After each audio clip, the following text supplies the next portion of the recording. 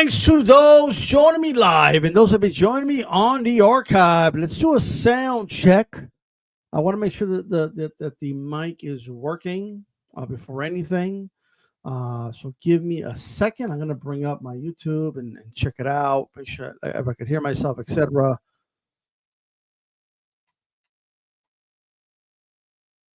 It looks like it is working. I think. I guess you know what I mean. But ladies and gentlemen, let's go ahead and talk some boxing here. Okay, let's talk some boxing. All right. Let me see here. A second. Yeah, it is working. All right, cool. Just did a quick sound check on my end. Shout out to seen and unseen boxing wheelchair man. John says, "What's up? Good call on Saturday night. I wish Turkey would take over the whole sport. I think that is a definite possibility." Right, Hawker Mustang with the salute. How is it going? Look, man, we're going to shout out to everybody watching on X, by the way, or YouTube. If you haven't already, hit the like button. If you haven't already, leave a comment. If you're watching on the archive, tell me what you think. And of course,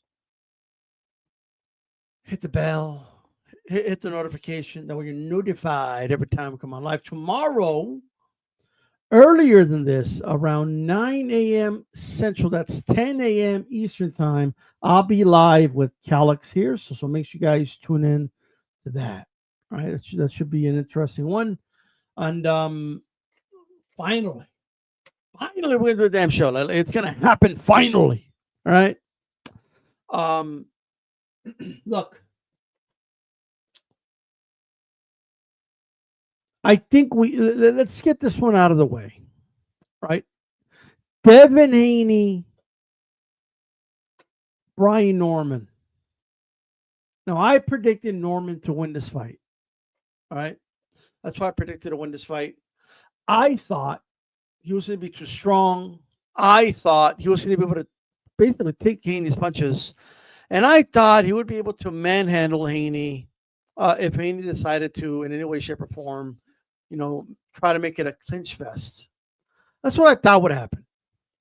Ladies and gentlemen, that is not what happened. What happened was I thought Norman looked okay in the first round. Haney wasn't doing much. He was initiating holding instead of actually throwing a punch at times.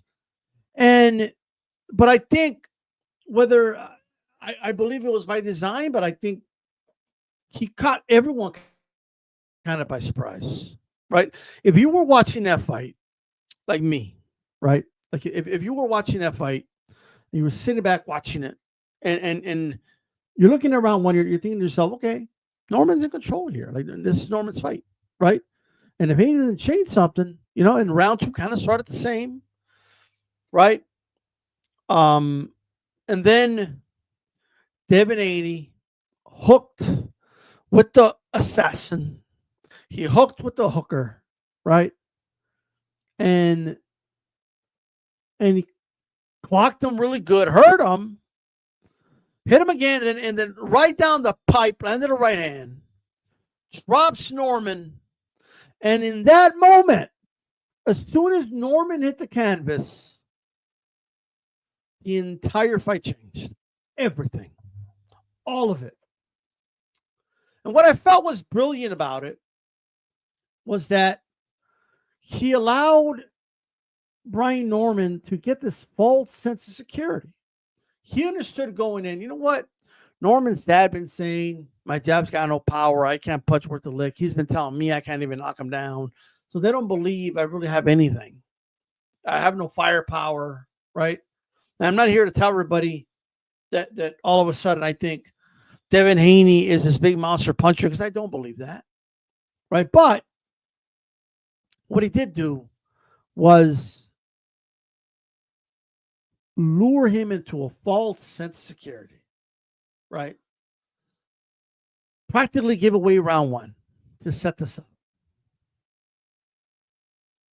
And while the fight is in its infancy, he's allowing Norman, right? He allowed all his biases, everything he believed about Devin Haney's lack of power, Devin Haney's fighting scared.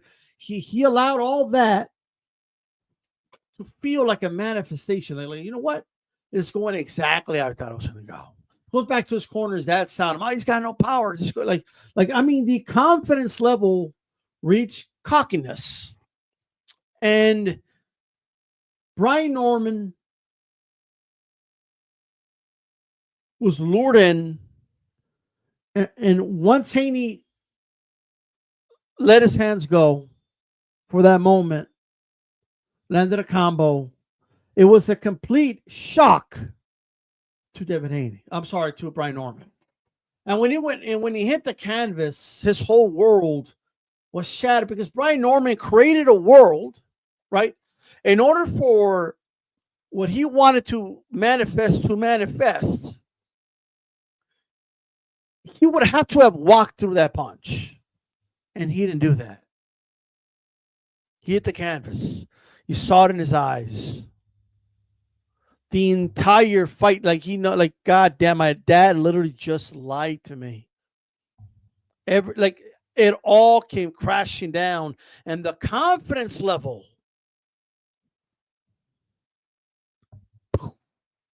telling you, the confidence level just dropped. Devin Haney sort of went for the kill, but not really. It's not really who he is as a fighter. I thought Norman did okay in spots for the rest of the fight. I don't think it was the one-sided clinic that people are making it out to be. I do think Haney clearly won. I thought Norman won at least 4 rounds, you could argue. But with the knockdown and with Haney winning 8 rounds on my scorecard, it's really an irrelevant point. I'm just saying he didn't bat. It wasn't a shutout. This wasn't a perfect game that was pitched, but he did outclass Brian Norman Jr. And look, I've made a lot of money with Brian Norman Jr. And while I made money overall, we'll talk about that in a little bit, I did not make money on this fight because I bet Norman to win by stoppage. And that did not happen, ladies and gentlemen. And I knew it was not going to happen by like rounds 4 or 5. I just knew it. I just knew, okay, nothing's going to change here. And it became a Devin Haney fight. Right? I still don't understand why he doesn't get a warrant for all the holding he does. But if he's going to do it, they're going to allow him to get away with it. If Devin Haney is going to be allowed to get away with holding, then who am I to tell Devin Haney not to hold? It is what it is. I don't like it. I'll express that till I'm blue in the face. But Devin Haney did what Devin Haney does. And he did what I didn't think he could do. So I'm not going to sit here and be like, I'm going to be honest that I don't like the way he fights. I'm going to be honest about that. But I am going to give him credit for his win. Right? I'm going to give him credit for the victory because I thought he won this fight. I thought he won it pretty clearly. And I think they set up a nice little trap for Norman at the very beginning of the fight. They dropped him, and that allowed the confidence of Haney went up. The confidence of Brian Norman just crashed and burned and allowed Haney to control that fight. That's what it did. And while Devin Haney, I still don't think he's this big monster puncher, right? But he's got that pop that you got to kind of respect, especially at this weight class. I think he's healthier at this weight.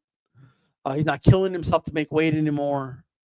And when that happens, guys they rejuvenate themselves and their legs are stronger, which is the most important part, right? Their legs are stronger. Their bodies, healthier, because they're not killing themselves to make weight. So expect a stronger Haney than a former Haney was, and expect a Haney that has more power than we were used to seeing at the lower weight classes, where he was killing himself to make weight, right? And that is a fair assessment that I could make. Still doesn't mean I'm a Devin Haney fan. I don't got to be a Devin Haney fan. I don't got to like the way you fight. I don't got to like all that holding. Right? I'm not a fan of, DJJ, Devin Jiu Jitsu. I'm not a fan of it, right? But you guys already know I'm not a fan of holding, period. You already know I don't like that, right? So as long as the refs allow it, what are you going to do, right? And I thought Devin Haney boxed a good fight here. I'm not going to act like it was this like spectacular performance either, but I thought the setup at the beginning was brilliant, and I think he did what he had to do to win the remaining of that fight.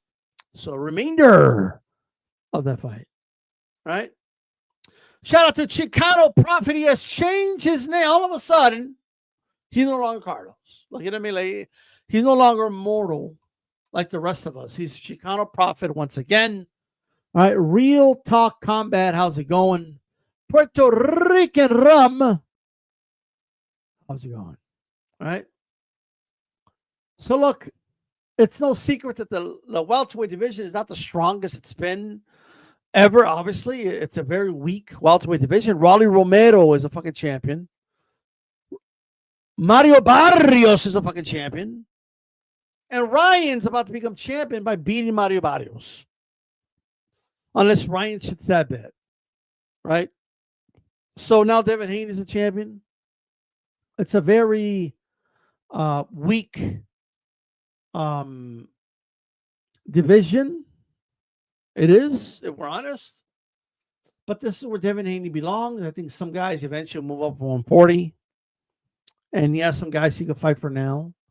People that don't like Haney are not going to like that because they feel he has an easy path. And it's just what it is, guys. Like these are the guys that are there, right?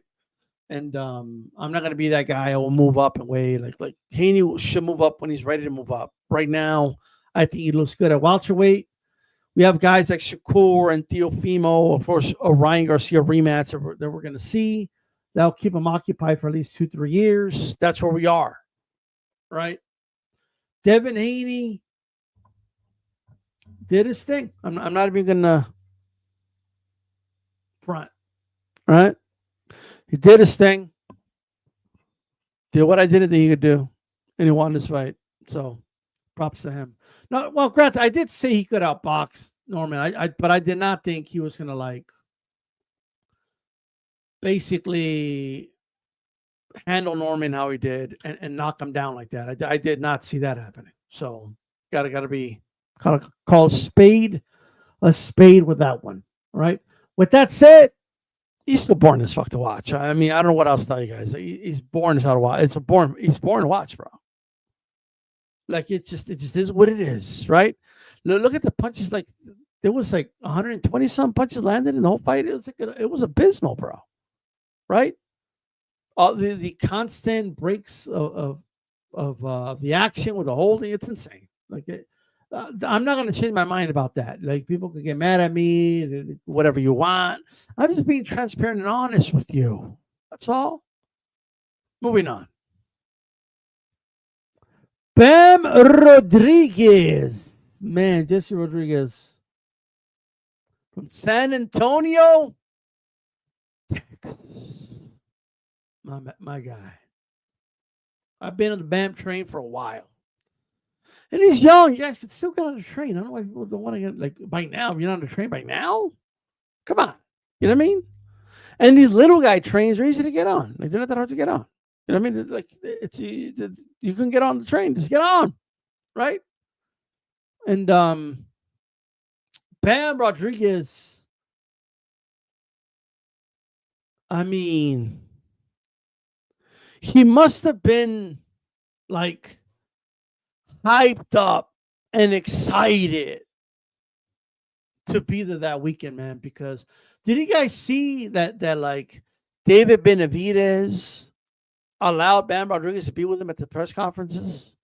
And when they're taking photo ops, allow Bam to be right there in front of him, like shadow boxing and all that. You know what I mean? Well, what's that? Oh, that's David's son. Oh, that wasn't Bam? But anyway, I'm joking. But Bam Rodriguez is that dude, bro. Been telling you guys that dude. Puma Martinez is a good fighter. All right? Really good fighter. He went and conquered over there in Japan, bro. He's a good fighter, bro. But there's levels to this. And the reality is, Bam was just going to be too good for Puma Martinez. Of course, he was going to have to deal with the aggression. And what do you do with aggression? Well, you do exactly what Bam did. Give him angles. Give him constant angles and constant movement. Play your body when appropriate. Counter. Make them pay when they miss. Right? Frustrate them. Disrupt their rhythm. And that's what Bam did. The entire fight. The shifting with the feet is just beautiful to watch. It's like he's like skating in the freaking ring. That's what it looks like he's doing. Right? Uses the momentum of his opponents against them. And that's when he gets in their weak side, that's when he lands those counter punches. Bam Rodriguez has great uppercuts, great straights, great hooks. Every single one of those punches he utilizes and counters. He's quick on his feet, shifts quick.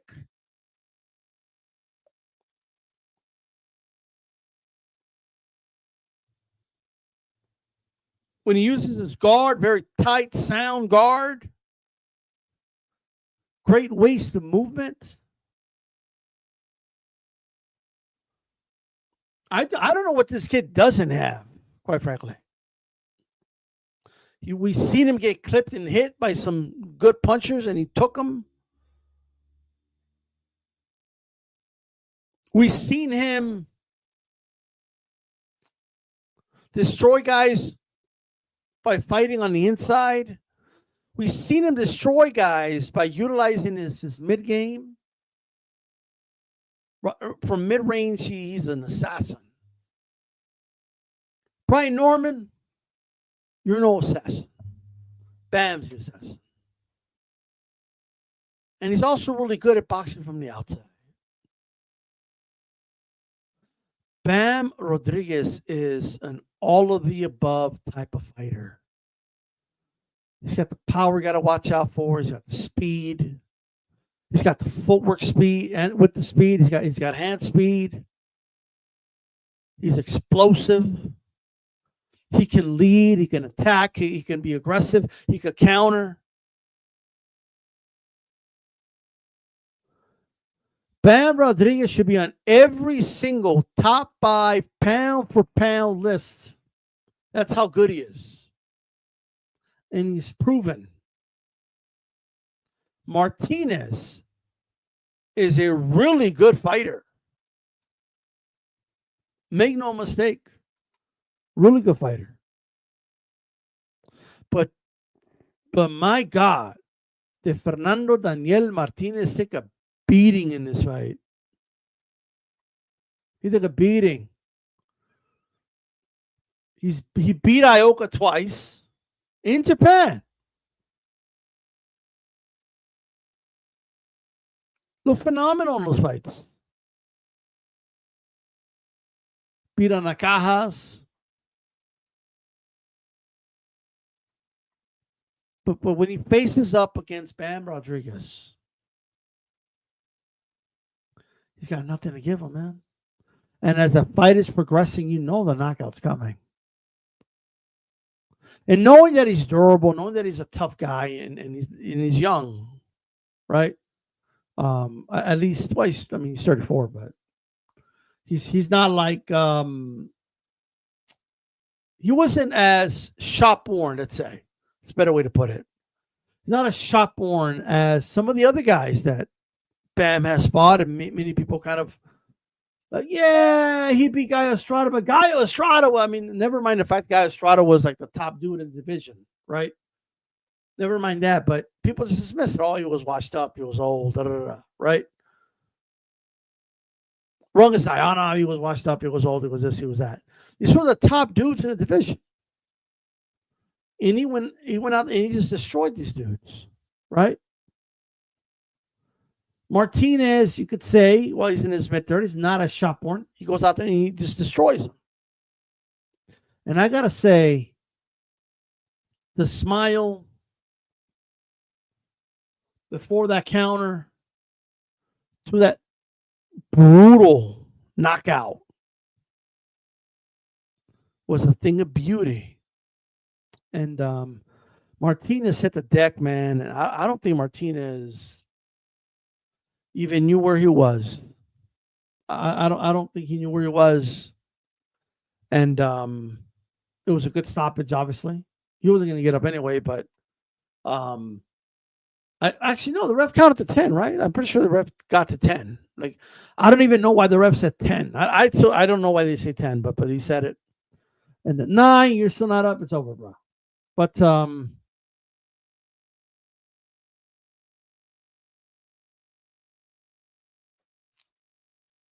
I think it's time for Bam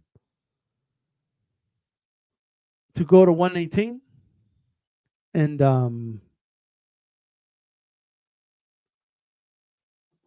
become world champion in that weight class. Where he goes from there, I mean, I know people already want him. They want to put him in the ring already with Nakatani and Inoue at 122. I just don't think, like, there's no rush for Bam to get there. I mean, I think Bam should move at his own pace. Okay? I think that's what he should do at the end of the day. All right? That's exactly what he should do. So, brother, Espinosa several weight classes above Bam, brother. So I don't know. I don't know about that one. All right, I don't know about that one, but I don't know about that. Okay. So anyway, Bam did his thing, and that's that. All right. What a fighter, by the way. And there's all this talk about who's the face of Mexican boxing, well, whether you're Mexican American, Mexican, or whatever it is, right? The face of Latinos. I mean, we're going to talk about him next, but is it David Benavidez? Is it? Are you sure it's not Bam? I mean, if we're honest, I mean, I don't know. That's just me. But, okay. Let's talk about David Benavidez. All right. Look, David Benavidez went out there. Oh, by the way, before I even get to that, these were my bets. I bet Norman to win by knockout. Obviously, I didn't hit that bet, right? That did not happen. But my other bets hit, right? And that's why I ultimately made money. So I picked Bam Rodriguez to win by knockouts round 6 through 12. I'm sorry, round 7 through 12, right? And that one hit. And I was confident about that one. It was 3-1 odds. I knew Martinez was going to be durable. I knew Martinez was going to take the punishment. And then there will be a late stoppage by Bam, who's going to just give him a cumulative damage, work the body, counter. That's another thing about Bam, great body puncher. And then just eventually just knock him out. And it happened in the 10th. It was just inevitable at that point. My other bet, knockout 7 through 12, was this fight. Benavidez to knock out Yarde round 7 through 12. And it hit. It did. And my logic behind that was another one. It was even better odds. It was like almost 4-1 odds I got it. And I knew Yarde, like always, at least for the first 2 rounds, to start strong. I knew he was going to provide some resistance. I knew Yarde can kind of maybe play possum on the ropes for a while. I knew it wasn't going to last. But I figured, you know what? I know for sure he's gonna get past the first 3, 4 rounds. For sure. The question is, will he survive another 2, 3 and win me this bet? And that's the bet I took. I'm not gonna lie to you. Around round 5, I was a little worried. I wasn't gonna get the bet. It wasn't gonna hit. I was kind of worried a little bit, but it hit. Right as soon as round 6 was over, I knew I had it. Right, and I'm in my money. But so if you listen to the shows the other day, those are the recommendations I gave, and you would have won a lot of money. All right. The Norman one didn't hit, but it's about your totality and how you bet everything. We're not going to get everything right, but it's about playing the odds, right? And the odds are always about the long game. And eventually, if you play your odds right, you're going to hit some and you're going to ultimately make money, right? And I think I did pretty good, right? It would have been a lot better if I would have hit the Norman knockout prediction, but I didn't. But it was still a net positive. I basically doubled my winnings. I should have been a lot more given the odds, but I lost that one bet. But with that said, David Benavidez went out there and absolutely annihilated Anthony Yarde. Annihilated him. Did a good job working behind the jab. Yarde provided some resistance as I anticipated. Yarde was, trying to hold shoulder roll thing against the ropes. The problem with Yarde, doesn't have the best footwork in the world, so he's ended up trapped against the ropes, right? And a volume puncher like that, if you can't stop the volume of David Benavidez, if you're not going to counter him, right, to reduce the volume, you have no shot. And I knew Yarde was not going to be able to do that, right? Yarde landed some good shots. He just never really did anything to David. And by round 7, it was all she wrote. I mean, Yarde went down. It was bloody. It was a mess. Got back up. David finished them, and that was that. All right. I'm okay with the stoppage. No complaints. I'm not one to tell anybody what to do, but in my opinion, I think Yarde should call it a day and wrap it up. I think Yarde's done. All right. Too many wars. I mean, he went to war with. I mean, even in some of his wins, he went to the wars. The Kovalev fight was a fucking war, right? He took a beating by Beterbiev. He took a beating by Benavidez, and it was just too much. And I think that's it. You know what I mean? Hold your head up high. You fought at the highest level. You fought 3, reigning world champions. You felt short, but that's okay. Yeah, I said Kovalev. I believe I said Kovalev. Didn't I say Kovalev? So that is that, man. You know what I mean? So look, Yarde's a warrior. He tried. It was not a lack of effort, but he was just overwhelmed. Look, and I know because of the beef with Canelo, right? A lot of people just refuse to give David his props, man. And David Benavidez is a fucking beast, bro. All right? David Benavidez is a dangerous fighter. Great engine, right? He's not going to get tired for 12 rounds. He's not going to stop coming. Okay, he's got really fast hands, not the fastest speed in the world, right? But he's relentless. And he's got that confidence, and he's strong. David Benavidez is not, this come forward zombie with no defense, and he's just not that guy. Like, people make him sound like he's like this brute, right? Yet I think I look at someone who's very defensively responsible. I'm not saying he's Pernell Whitaker, right? But he's very defensively responsible. He's got a good offense, fast hands. So, you just got to give the guys credit. Like, you know what I mean? It is what it is, bro. He's dangerous against anybody. If you get tired in a fight with Benavidez, you're cooked. You're cooked. He's not going to stop. And I just see way too much hate. Right? I get it. You know, he keeps calling out Canelo. He won't shut up about Canelo. And you know, I get it. Right? His dad won't shut. Like, I get all that. But that has nothing to do with the fighter.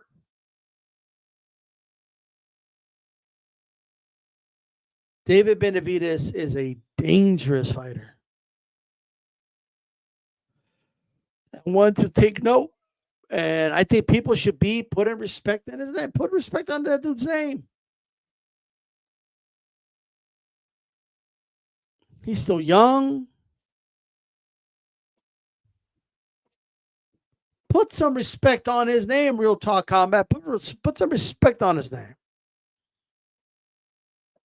So now, you know, he's with Riyadh and so we're not really dealing with the whole PBC aspect of it. So I think he's going to get more opportunities now. All right. I do think his team kept him from getting a lot of fights. But now he's out of there, so that's great. You know what I mean? So now I hear he's going to 100 or 200. What I'm talking about, 200 pounds cruiserweight.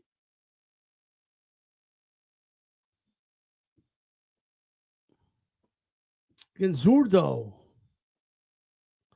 I'm just going to call it right now. I think David Zurdo's not that fast himself. The foot speed is about the same. But David has much faster hands than Zurdo.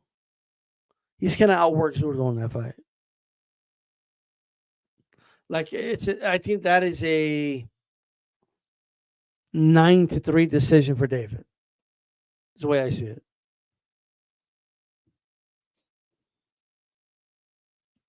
Too much output. Zurdo is going to be too slow to respond. And yeah, I mean, I just don't think he'll be David. So maybe we'll get that Jai fight. That one I would like to see. But I don't know. I keep hearing David still wants to fight Bivol, so he still mentions Canelo's name. So it just is what it is. But those are my thoughts, guys. We'll have more to say tomorrow on the podcast with Calix. I do got to get going. I appreciate everybody for tuning in. Make sure you hit the like button before you go. This is D-Style.